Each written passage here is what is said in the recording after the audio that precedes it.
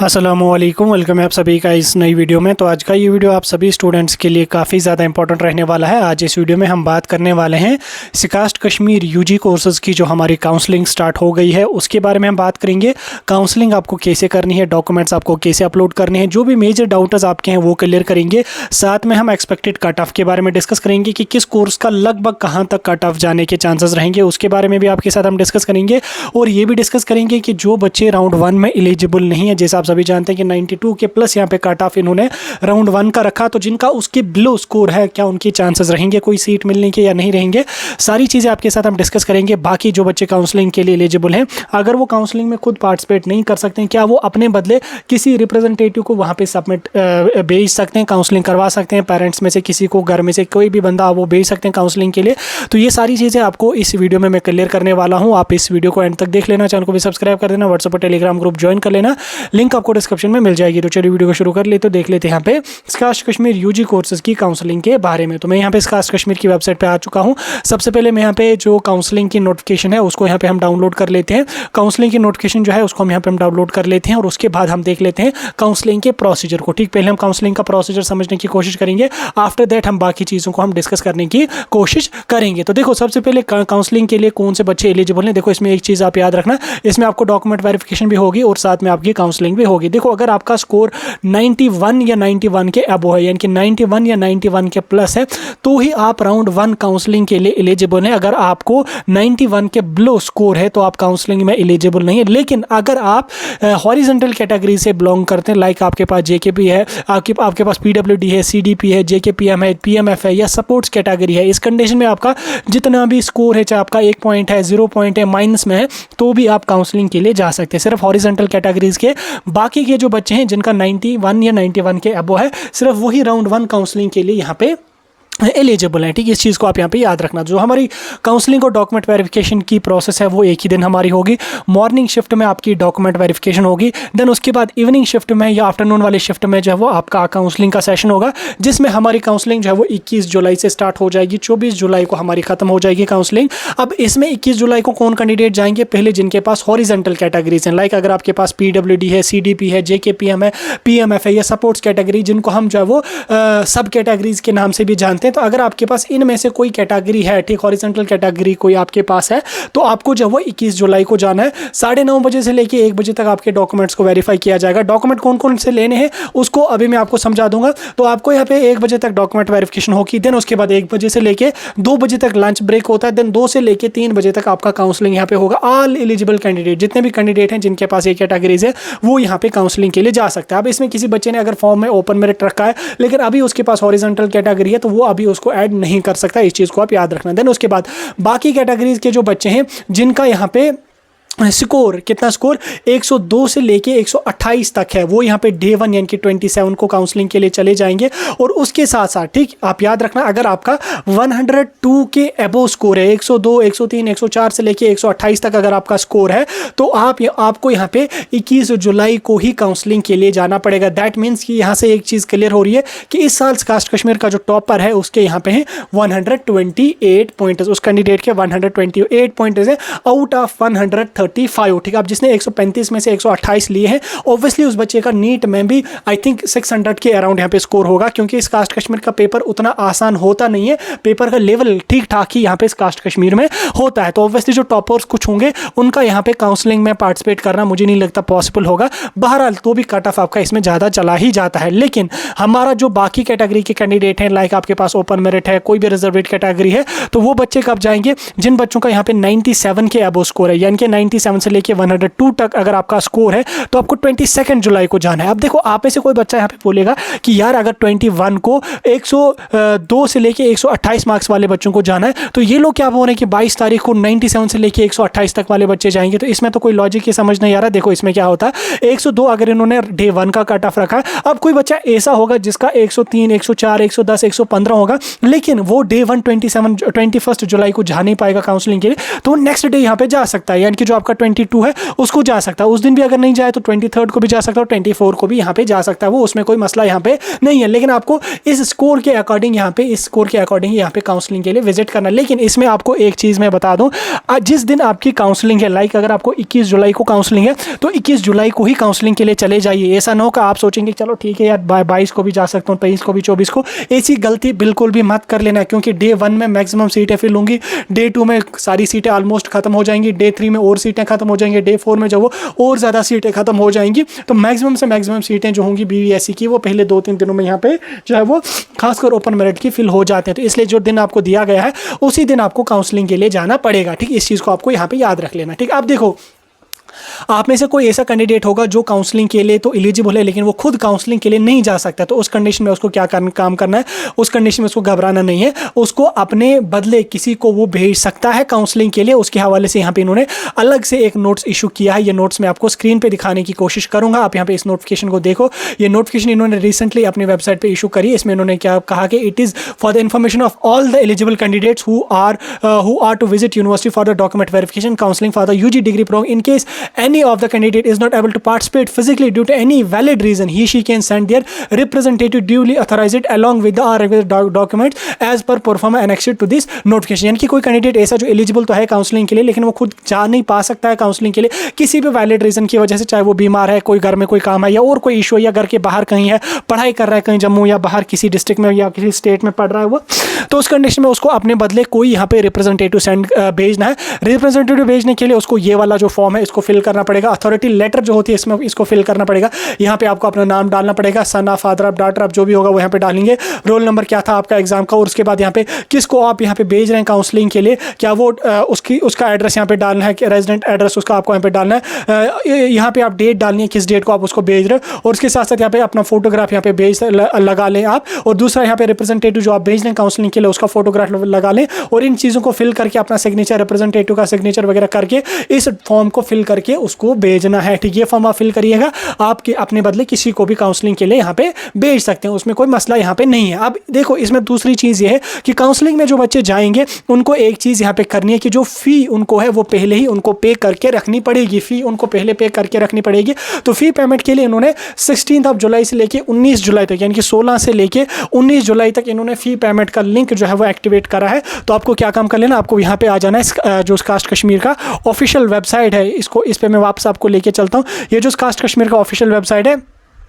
इधर आपको recruitment notification links वाला जो ऑप्शन है इधर आपको यहाँ पे देखने को मिलेगा, UG एडमिशन काउंसलिंग 2025, इस पे क्लिक करके अपना पोर्टल लॉगिन कीजिए। लॉगिन करने के बाद आपको वहाँ पे फी पेमेंट या काउंसलिंग का ऑप्शन होगा, उस पर क्लिक करके आपको 1000 फी पे करना पड़ेगा, ठीक। जो बच्चे काउंसलिंग के लिए एलिजिबल है, चाहे फिर आपको किसी भी दिन काउंसलिंग के लिए जाना, तो ये 1000 आपको फी पे करना है। 4 दिन 16 से लेकर 19 जुलाई तक आपको ये वाली फी पे करनी है। और उसके साथ साथ इसमें इन्होंने ये चीज़ भी मैंशन करी है कि किसी स्टूडेंट का अगर कोई डॉक्यूमेंट पेंडिंग है, लाइक आपने फॉर्म भरते समय 12th की मार्कशीट अपनी अपलोड नहीं करी, 10th की मार्कशीट अपनी अपलोड नहीं करी, 10th की डेट ऑफ बर्थ अगर आपको अपलोड करनी थी वो अपलोड नहीं करी, कैटेगरी आपने उस टाइम अपलोड नहीं करी, लेकिन फॉर्म में आपने कैटेगरी तो मेंशन करी थी लेकिन लास्ट पे आपने कैटेगरी अपनी अपलोड नहीं करी थी, या कोई भी डॉक्यूमेंट, इसमें यूजुअली 12th का मार्क्स कार्ड ही बच्चों को पेंडिंग होता है, तो वो डॉक्यूमेंट भी आपको अपलोड करना है, ठीक, 19 तारीख से पहले, ठीक। कास्ट कश्मीर की वेबसाइट पर लॉगिन करना है, लॉगिन करने के बाद जो डॉक्यूमेंट आपका पेंडिंग होगा उसको अपलोड कर देना है, और साथ में 1000 की फी पे करनी है। ये फी उन्हीं को पे करनी है जो काउंसलिंग के लिए एलिजिबल है, यानी कि जिनका स्कोर 91 या 91 के अबो है, ठीक। बाकी जिनका उनको उसके बिलो स्कोर है वो काउंसलिंग के लिए एलिजिबल नहीं है। अब देखो जो बच्चे काउंसलिंग के लिए जाएंगे उनको कुछ डॉक्यूमेंट्स भी साथ लेने हैं, तो डॉक्यूमेंट्स में कौन कौन सा डॉक्यूमेंट आपको लेना है उस दिन काउंसलिंग के लिए साथ, एक 10th की डेट ऑफ बर्थ सर्टिफिकेट, ठीक। उसके बाद 12th का मार्क्स कार्ड आपको लगेगा, 10th की डेट ऑफ बर्थ सर्टिफिकेट या 10th का मार्क्स कार्ड भी लगेगा, 12th का मार्क्स कार्ड भी लगेगा, करेक्टर सर्टिफिकेट है, करेक्टर सर्टिफिकेट जो आपकी होगी ये स्कूल की होनी चाहिए, कॉलेज की होनी चाहिए, जो आपने लास्ट अटेंड किया। अगर आपने हायर सेकेंडरी के बाद कहीं पे एडमिशन नहीं किया तो हायर सेकेंडरी का ही आपको लगेगा। अगर आपने किसी डिग्री कॉलेज में एडमिशन कर रखा है तो आप वहाँ की लाइए। अगर इनकेस करेक्टर सर्टिफिकेट अवेलेबल नहीं होगी तो आप चले जाइए काउंसलिंग के लिए, कोई इतना बड़ा मसला यहाँ पे नहीं है। अगर 2 दिन लग ही जाएंगे तो फिर आप बाद में उसको सबमिट कर देना कॉलेज जाके, लेकिन बाकी डॉक्यूमेंट आप कोशिश करना साथ लेके जाने की, ठीक। अगर कहीं पे एडमिशन है तो थोड़ा टाइम लगता है कैंसिल करने में, उस कंडीशन में बोल रहा हूँ, लेकिन अगर एडमिशन कहीं पे नहीं है तो हायर सेकेंडरी पे जाओ, वहाँ से अपनी करेक्टर प्रोविजनल सर्टिफिकेट ले आओ। उसके बाद डोमिसाइल सर्टिफिकेट लगेगी, कैटेगरी कोई अगर है वो लगेगी, हॉरिजॉन्टल कैटेगरी है कोई वो लगेगी, नहीं है तो कोई ज़रूरी नहीं है कैटेगरी हॉरिजॉन्टल कैटेगरी। उसके बाद यहाँ पे print out of application form आपको लगेगा। अब एप्लीकेशन फॉर्म का प्रिंट आउट कैसे करना, सेम जो मैंने आपको अभी प्रोसीजर बोला, आपको कास्ट कश्मीर की वेबसाइट पर लॉगिन करना, वहाँ पे डाउनलोड एप्लीकेशन फॉर्म का ऑप्शन होगा, उसका प्रिंट आउट आप कलर्ड प्रिंट निकालना, और उसके साथ साथ जो आपने फ़ी पे करी होगी, अभी 1000 आप फी पे करेंगे उसका जो प्रिंट आउट होगा वो आपके पास होना चाहिए। प्रिंट आउट उसका निकाल के आपको रखना, और उसके साथ साथ 4 अपने पासपोर्ट साइज फोटोग्राफ भी आपको साथ रखने।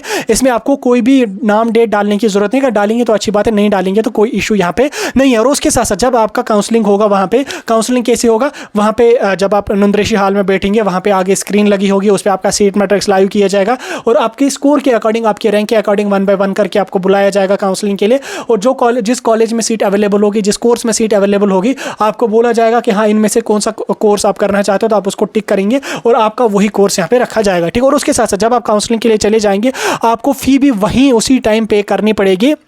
फ़ी कितनी आपको पे करनी पड़ेगी?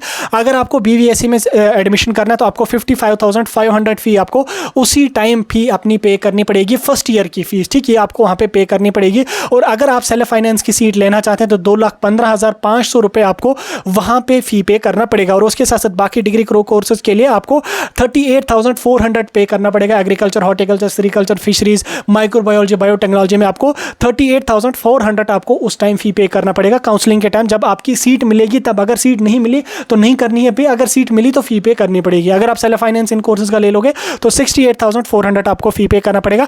अगर इसमें आपके पास उस टाइम फी उतनी पूरी अवेलेबल नहीं होगी तो एटलीस्ट आधी फी लेके आप चले जाए। वैसे कोशिश करना पूरी की पूरी फी लेने की, क्योंकि इन्होंने यहाँ पे क्लियर मेंशन किया है कि आपको फी जो है वो पूरी की पूरी अवेलेबल होनी चाहिए, पूरी की पूरी फी आपको वहाँ पे सबमिट करनी है। लेकिन अगर थोड़ी सी कम होगी तो आप इस चीज़ को लेके घबराना नहीं कि फी मेरे पास पूरी अवेलेबल नहीं है तो मैं काउंसलिंग को मिस करूँगा। आप जाना, अगर थोड़ी फी पेंडिंग भी रहेगी तो बाद में 4 दिन 5 दिन के बाद कॉलेज में जाके आप सबमिट यहाँ पे करना है, ठीक। इसमें इन्होंने यहाँ पे मेंशन करा है कि अगर आप फी पे नहीं करोगे तो जो सीट आपकी होगी वो नेक्स्ट कैंडिडेट को दी जाएगी। लेकिन थोड़ी सी फी अगर होगी आपके पास तो चले जाना, ठीक। टाइम वेस्ट अपना नहीं करना, फी वैसे कोशिश करना पूरी की पूरी फी वहाँ पे लेने की, ठीक। पूरी की पूरी फी आपको वहाँ पे करनी पड़ेगी, इस चीज़ का आप यहाँ पे ध्यान रखना, ठीक। ऐसे आपको काउंसलिंग का प्रोसीजर होगा जो मैंने समझा दिया। अब हम कट ऑफ को थोड़ा सा डिस्कस करने की कोशिश करेंगे। कट ऑफ को डिस्कस करने के लिए हम यहाँ पे 2025 सेशन का जो ऑफिशियल इन्फॉर्मेशन बुलेटिन है इसको हम खोल के देख लेते हैं और हम यहाँ पे इस साल का जो सीट मैट्रिक्स है उसको देखेंगे, ठीक। हम इसको नीचे लेके चलते हैं। नाउ अब हम यहाँ पे इस कास्ट कश्मीर का एक्सपेक्टेड कट ऑफ देखने की कोशिश करेंगे। देखो, एक्सपेक्टेड कट ऑफ देखने से पहले आपको ये चीज़ समझनी ज़रूरी है कि इस बार कास्ट कश्मीर का एग्ज़ाम लगभग 18,000 के अराउंड स्टूडेंट्स ने एग्ज़ाम दिया। तो 18,000 स्टूडेंट्स ने अगर एग्ज़ाम दिया तो सीट्स जो कास्ट कश्मीर में है वो टोटल है 740। अब इन 740 सीट्स में से जो 226 सीट्स होंगी वो यहाँ पे हमारी होंगी सेल्फ फाइनेंस में फिल। आप यहाँ पे देख सकते हैं 50% जो सीटें होंगी वो सेल्फ फाइनेंस में यहाँ पे फिल होने वाली हैं। अब जो सेल्फ फाइनेंस का मसला होता है वो ये होता है कि इसमें फ़ी आपको काफ़ी ज़्यादा पे करनी पड़ती है। जैसे वीडियो के स्टार्टिंग में ही मैंने आपको काउंसलिंग के दौरान समझा दिया कि 2,30,000 के अराउंड आपको BVSC में से फ़ी पे करनी पड़ेगी सेल्फ फाइनेंस की फर्स्ट ईयर की, और बाकी कोर्सेज में आपको 68,000 समथिंग आपको फ़ी पे करना पड़ेगा सेल्फ फाइनेंस का। अब देखो 770 सीट्स में से 226 सीटें अगर हम निकालेंगे तो लगभग 514 के अराउंड यहाँ पे हमारे पास टोटल सीट्स बचती हैं, जिनमें यहाँ पे 18,000 स्टूडेंट्स यहाँ पे कम्पीट करेंगे, 18,000 स्टूडेंट्स यहाँ पे पार्टिसिपेट करेंगे। अब इन 18,000 स्टूडेंट्स में से इन्होंने राउंड 1 में सिर्फ उन्हीं बच्चों को बुलाए जिनका यहाँ पे 91 या 91 के अबो स्कोर है। तो यूजुअली 2 से 3,000 के अराउंड स्टूडेंट होंगे ऐसे जिनका 91 या 91 के अबो स्कोर होगा। अब उसमें फिर जो है वो हॉरिजॉन्टल कैटेगरीज के सभी बच्चों को इन्होंने बुलाया, तो लगभग हम इतना रफली मान के चल सकते हैं कि 2 से 3,000 के अराउंड स्टूडेंट होंगे। लास्ट जिस हिसाब से इन्होंने काउंसलिंग का शेड्यूल निकाला था उस हिसाब से इन्होंने 5,000 बच्चों को राउंड 1 में एलिजिबल रखा था काउंसलिंग के लिए। लेकिन इस बार हम मान के चल सकते हैं कि लगभग 2,000 से लेकर 2,500 के अराउंड ज़्यादा से ज़्यादा बच्चे होंगे। तो सीटें हमारे पास कितनी है 740। तो ऑब्वियसली कट ऑफ आपका जो है वो ज़्यादा यहाँ पे जाने के चांसेस रहेंगे। अब इसमें जो कट ऑफ है वो डिपेंड करता है डिफरेंट कोर्सेज पे। जैसे हमारे पास है BVSC है, एग्रीकल्चर, हॉर्टिकल्चर, सेरिकल्चर, बहुत सारे कोर्सेज हैं। अब इन सभी कोर्सेज में जो सबसे हाई कट ऑफ चला जाता है वो जाता है हमारा BVSC एंड एनिमल हस्बेंड्री का, क्योंकि इस कास्ट कश्मीर का जो भी बच्चा एग्जाम देता है हर बच्चे का ऑलमोस्ट 99.9% स्टूडेंट्स का टारगेट होता है कि हमें BVSC में एडमिशन मिले, और अगर इनकेस BVSC में एडमिशन नहीं मिलता है तो हमें एग्रीकल्चर में एडमिशन मिलना चाहिए। तो यही 2 ऑप्शंस होते हैं बच्चों के पास जो इस कास्ट कश्मीर में जाते हैं। बाकी जितने भी कोर्सेज हैं, हॉर्टिकल्चर में भी थोड़ा सा होता है, लेकिन फॉरेस्ट्री, सेरिकल्चर है, फूड टेक्नोलॉजी है, बायोटेक्नोलॉजी, माइक्रोबायोलॉजी, बायोकेमिस्ट्री, तो इन सभी कोर्सेज में उतने ज़्यादा बच्चे जाते नहीं है। क्योंकि अगर हम माइक्रोबायोलॉजी, बायोकेमिस्ट्री वगैरह की बात करेंगे यहाँ पे फ़ी काफ़ी ज़्यादा है। बाकी यूनिवर्सिटीज़ में अगर आप कर लोगे यही कोर्सेज बायोकेमिस्ट्री, माइक्रोबायोलॉजी, बायोटेक्नोलॉजी वगैरह, वहाँ पे आपको फी काफ़ी कम पे करनी पड़ेगी। तो यहाँ पे सेमेस्टर फी काफ़ी ज़्यादा होती है और बच्चे जाते भी नहीं है और बच्चों का क्वालिफाई भी नहीं होता है। तो इन कोर्सेज में उतने ज़्यादा बच्चे यहाँ पे जाते नहीं। लेकिन BVSC, एग्रीकल्चर और हॉर्टिकल्चर का कट ऑफ जो है वो काफ़ी हाई जाता है। अब अगर मैं BVSC के कट ऑफ की बात करूँ तो देखो BVSC की हमारे पास टोटल 96 सीट्स हैं, सिर्फ 96 सीट्स हैं। इन 96 सीट्स में से हमारे पास जो 30 सीट्स होंगी वो सेल्फ फाइनेंस की होंगी, यानी कि कुल हमारे पास कितनी बची, 66 सीट्स हमारे पास बची, जिसमें यहाँ पे 30 सीट्स हमारे ओपन मेरिट के लिए रहेंगी और 36 सीट्स जो होंगी हमारी वो यहाँ पे रिजर्वेड कैटेगरी के कैंडिडेट्स के लिए यहाँ पे रहेंगी, जिसमें आरबीए वगैरह, आरबीए है हमारे पास, ST2 है, ST1 है, EWS है, उनके लिए 6 सीट्स यहाँ पे रहेंगी। SC के लिए हमारे पास सिर्फ 5 सीट्स रहेंगी और बाकी कैटेगरीज का भी अकॉर्डिंगली यहाँ पे जाएगा। और जो फिर हमारी हॉरिजॉन्टल कैटेगरी है, लाइक हमारे पास PWD, CDP, JK, APM supports वगैरह है, तो उनकी फिर कैटेगरी में कैटेगरी की सीट्स होती है, तो वो हॉरिजॉन्टल रिजर्वेशन होती है, वो आपको समझने की जरूरत यहाँ पे नहीं है। अब देखो 30 सीट्स अगर हमारे पास ओपन मेरिट के लिए है, देखो 30 सीट्स हमारे पास ओपन मेरिट के हैं, तो इसका काट ऑफ देखने के लिए आपको ये चीज़ समझनी जरूरी है। अगर आपने इस कास्ट कश्मीर का एग्जाम दिया है, ठीक, कास्ट कश्मीर का अगर आपने एग्जाम दिया है, अगर आपका रैंक यहाँ पे 30 अगर ओपन मेरिट की सीट्स है, अगर आपको ओपन मेरिट की रैंक 60 या 50 से लेके 60 तक अगर आपकी आती है, देखो इसका रिजल्ट का तो PDF कहीं पे इन्होंने अपडेट नहीं किया, रिजल्ट का PDF कहीं पे रिलीज नहीं हुआ, तो हम नहीं बता सकते कि किस मार्क्स, किस रैंक के बच्चे को कितने मार्क्स हैं। हम इतना आपको जरूर बता सकते हैं कि अगर आपको रैंक 50 तक यहाँ पे रैंक आ रहा है ओपन मेरिट का, अगर इवन कि 60 तक भी आ रहा है तो लिटिल बिट चांसेस है, लेकिन अगर आपका 40 to 50 रैंक तक आपकी यहाँ पे रैंक आ रही है इसमें कास्ट कश्मीर में जनरल रैंक, तो आपका कास्ट कश्मीर में BVSC कोर्स मिलने के मैक्सिमम से मैक्सिमम चांसेस रहेंगे। अगर मैं ओपन मेरिट की रैंक 40 to 50 की अगर मैं बात करूं तो लगभग ये 105 के अराउंड यहाँ पे स्कोर आ रहा है, तो अगर आपकी रैंक 40 तक है आपके पास चांसेस हैं, अगर 50 तक भी हैं तो भी आपके पास चांसेस हैं, अगर आपकी रैंक 60 तक है तो लिटिल बिट चांसेस आपको हैं कि आपको BVSC मिल जाएगी ओपन मेरिट में। उसके बाद अगर मैं रिजर्वेड कैटेगरीज की बात करूं तो रिजर्वेड कैटेगरीज के जो बच्चे हैं, आपको मैं एक सिंपल सी एक ट्रिक बताऊंगा, एक सिंपल सा फार्मूला बताऊंगा जिससे आप एक्सपेक्ट कर लोगे कि आपको सीट मिलती है या नहीं मिलती है। तो उसके लिए आपको क्या काम कर लेना है, जो कैटेगरी आपकी है, लाइक आपके पास अगर ST1 कैटेगरी है तो ST1 कैटेगरी में हमारे पास BVSC की सिर्फ 6 सीट्स हैं, तो 6 सीट्स में से अगर आपके पास ST1 कैटेगरी की रैंक, ओपन मेरिट की रैंक नहीं, कैटेगरी की रैंक अगर आपको 10 या 12 रैंक तक भी आ रही है, 10 to 12 रैंक अगर आपकी आ रही है तो आपको ये सीट मिल जाएगी। सेम आप सभी कैटेगरीज का यहाँ पे देख सकते हैं, जैसे ST2 वाले बच्चे हैं उनके पास 6 सीट्स हैं, तो अगर आपकी ST2 में 12 रैंक तक आ रही है, यहाँ पे ST2 की अगर आपको 10 से 12 रैंक आ रही है तो चांसेस हैं, 10 तक अगर आपकी रैंक आ रही है तो मैक्सिमम चांसेस हैं। सेम आपका RBA का जो है वो अगर आपका यहाँ पे आ रहा है रैंक 6 यहाँ पे सेफ है, तो अगर आपका 8, 10, 12 तक भी यहाँ पे आ रहा है तो भी चांसेस है। और उसी तरह से OBC में अगर आपका 6 से 7 या 8 या 10 भी अगर आपकी रैंक आ रही है तो भी आपके पास थोड़े से चांसेस हैं कि आपको सीट मिलेंगी, क्योंकि सिर्फ 60 सीट से हमारे पास जो जनरल सीटें यहाँ पे फिल होंगी, जिसमें 30 ओपन मेरिट के लिए होंगे और 30 रिजर्वेड कैटेगरीज के लिए होंगे, बाकी सेल्फ फाइनेंस के लिए होंगी, तो उस हिसाब से आपका कट ऑफ यहाँ पे ज़्यादा जाएगा। ठीक, अगर हमें मार्क्स के हिसाब से थोड़ा सा आपको समझाने की कोशिश करूंगा तो ओपन मेरिट में यहाँ पे लगभग रैंक 30 to 40 यहाँ पे 105 के अराउंड यहाँ पे अगर आपका स्कोर है तो आपका यहाँ पे मैक्सिमम से मैक्सिमम चांसेस हैं सीट मिलने के। अगर आपका 110 के अराउंड स्कोर है तो यू आर सेफ, आपको BVSC की सीट ओपन मेरिट में मिल जाएगी। रिजर्वेड कैटेगरीज में अगर आपको 100 के अराउंड यहाँ पे स्कोर आ रहा है तो आपके पास मैक्सिमम से मैक्सिमम चांसेस है कि आपको सीट यहाँ पे मिल जाएगी। हाँ, फिर अगर आपके पास 60 है, 70 है, 50 है, 40 है, तो आपको मैं इतना ही बोलूंगा कि आप कास्ट कश्मीर का वेट मत कर लो। ठीक, अपना टाइम वेस्ट मत कर लो, यहाँ पे सीटें बहुत कम है, बच्चे बहुत ज़्यादा हैं। अब इसमें जो हमारा एग्रीकल्चर और हॉर्टिकल्चर का सीन है, एग्रीकल्चर और हॉर्टिकल्चर में हमारे पास 139 सीट्स ईच कोर्स में है, तो ओवरऑल इसमें हमारे पास लगभग 250 के प्लस यहाँ पे सीटें आ रही हैं। तो इसमें अगर आपकी रैंक, ओपन मेरिट की रैंक अगर आपके पास वो 200 तक आ रही है, 250 तक भी आ रही है तो आपको मिल जाएगा। यानी कि ओवरऑल अगर मैं बाकी कोर्सेज की बात करूँ एग्रीकल्चर और हॉर्टिकल्चर की, तो 90 पॉइंट्स तक अगर आपका ओपन मेरिट का स्कोर यहाँ पे है तो आपको एग्रीकल्चर हॉर्टिकल्चर मिलने के चांसेस रहेंगे। और अगर आपका 85 तक यहाँ पे स्कोर है या 80 तक भी स्कोर है तो बाकी कोर्सेज आप यहाँ पे एक्सपेक्ट कर सकते हो, लाइक बायोकेमिस्ट्री, माइक्रोबायोलॉजी, बायोटेक्नोलॉजी, या आपके पास है फॉरेस्ट्री, सेरिकल्चर वगैरह है। तो 80 तक अगर आपका स्कोर है तो यू कैन एक्सपेक्ट, आपको थोड़े से चांसेस यहां पे हैं कि इनमें से कोई कोर्स मिलेगा। 90 के अराउंड स्कोर है तो आपके ज्यादा से ज्यादा चांसेस हैं कि इनमें से कोई कोर्स मिलेगा। और अगर आपका 105 के प्लस स्कोर है तो आपको BVSC मिलने के चांसेस, और 110 के अराउंड आपका स्कोर है तो मैक्सिमम चांसेस हैं कि आपको BVSC में सीट मिलेगी। उसके बाद जो हमारा राउंड 2, राउंड 3, राउंड 4 होगा उसमें आपको ये चीज याद रखनी है कि जो कास्ट कश्मीर की सीटें होंगी ये पहले राउंड में मैक्सिमम से मैक्सिमम सीटें फिल होंगी। लाइक अगर हमें BVSC की बात करूं तो ऑलमोस्ट 99% सीटें यहाँ पे BVSC के राउंड 1 में ही यहाँ पे फिल हो जाएंगी। अगर फिर सीट कोई बची तो वो ना के बराबर है, कैटेगरीज की कोई सीट बच सकती है। एग्रीकल्चर हॉर्टिकल्चर में सीटें बच सकती हैं, लेकिन बिल्कुल कम नंबर ऑफ सीट्स यहाँ पे बच सकती है। तो अगर आपका 40, 50, 60 के अराउंड स्कोर है तो मुझे नहीं लगता कि आपको जो है वो यहाँ पे सीट मिलेगी। आपको अपना टाइम वेस्ट करोगे यहाँ पे। हाँ, सीटें इसमें बचेंगी, लेकिन बचेंगी किसकी?